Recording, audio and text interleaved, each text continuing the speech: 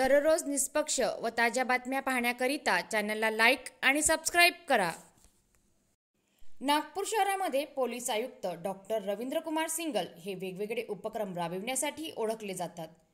आज 22 फेब्रुवारी 2025 रोजी नागपूर शहरामध्ये प्राणघातक अपघातांची संख्या कमी व्हावी यासाठी पोलीस आयुक्तांनी हेल्मेट वाटप करण्याचा एक अनोखा उपक्रम सुरू केला। या उपक्रमाअंतर्गत नागपूर शहरातील विविध ठिकाणी हेल्मेट वाटप करण्यात आले।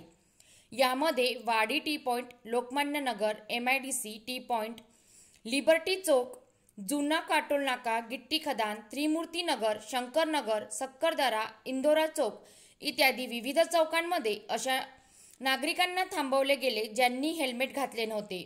पोलीस आयुक्त व इतर वरिष्ठ अधिकाऱ्यांनी नागरिकांना हेल्मेट घालण्याचे महत्त्व समजावून सांगितले। हे केवळ हेल्मेट घालण्याचे प्रबोधन नव्हते, तर नागरिकांनी दुचाकी चालवताना नेहमी हेल्मेट घालावे, तसेच मागे बसणाऱ्या व्यक्तींनीही हेल्मेट घालावे यावर भर दिला गेला।